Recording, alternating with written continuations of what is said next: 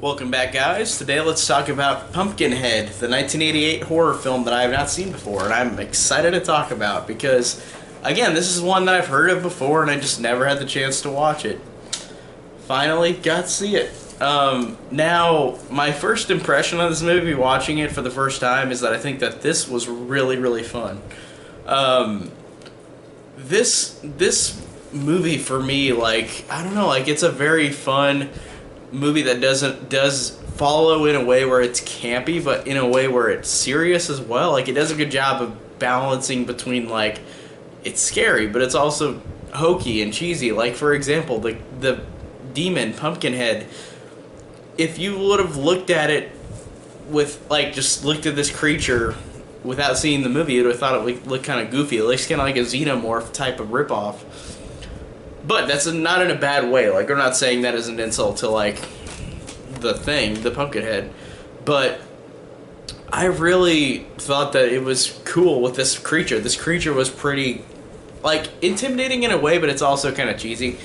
And he looks so much like a xenomorph. If you show, there's a couple shots in this movie where, like, it's long distance, where, like, you see it in the background. It looks just like a xenomorph, and it's not an insult to this Pumpkinhead creature. It's just, it's a thing to know. Like, it reminded me of that a lot. But the basic story of this movie, the first Pumpkinhead, and again, this is the only one I've seen, is that Lance Henriksen, who plays Ed, he has a tragic thing happen to him, and he goes to this creepy witch to resurrect Pumpkinhead, to exact revenge on these teenagers for doing wrong in this horrible tragedy that Ed had to deal with.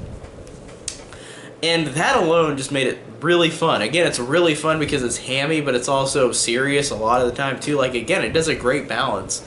Stan Winston did a good job directing this. It did a very good balance of being humorous, but also serious a lot of times. And I don't want to tell what the tragedy is with Lance Henriksen, but Lance Henriksen is really good in this, and he works off of the other part of this story that I don't want to spoil. He does a good job at the beginning of the movie really showing how likable of a character he is and how likable he is to this other character. And then this tragedy happens, and again, these kids are exacted revenge on by him because what they did.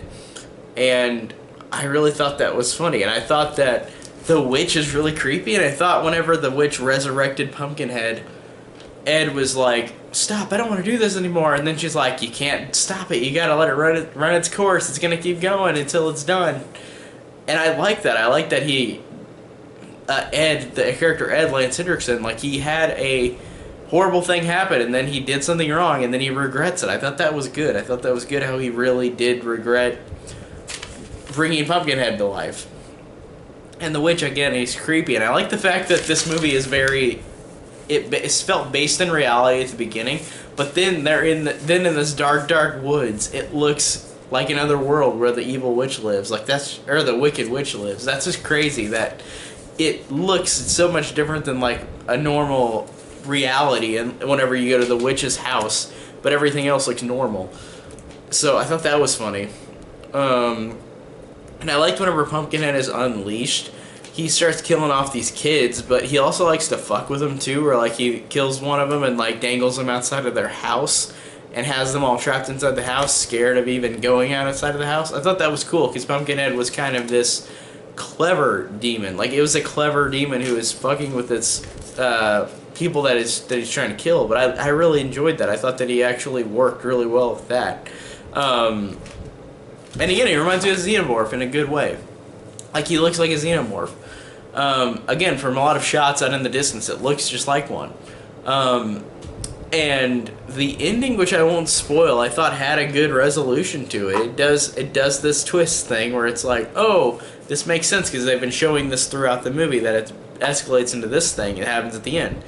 And I really liked the ending. I really liked how everybody is resolved in this. Like, it does a cool, like, connection to everybody in the end. Like, that was really cool. And a connection to Lance Henriksen. Like, I really enjoyed the ending a lot. So this one was really awesome. I really enjoyed Pumpkinhead. Now, as for the sequels, again, I haven't seen any, but I will review them on this channel eventually. But man, this one was really fun, really enjoyable. It had a great main lead character, Lance Henriksen. The Pumpkinhead demon was pretty creepy and cool. The kids were fine, and I thought that it was cool having Pumpkinhead just revenge is exacted upon these kids by Lance Henriksen, Ed, with Pumpkinhead. And I just thought that it was fun. A Pumpkinhead is kind of a kid in a way, because he's messing with these kids while killing them and dangling their friends' bodies outside of the cabin. That's pretty cool. Like, that's just cool how intimidating this creature is in a lot of ways. But it's also a fun and hokey movie in a way that doesn't ruin it. It really is a fun time. So I really enjoyed the hell out of Pumpkinhead.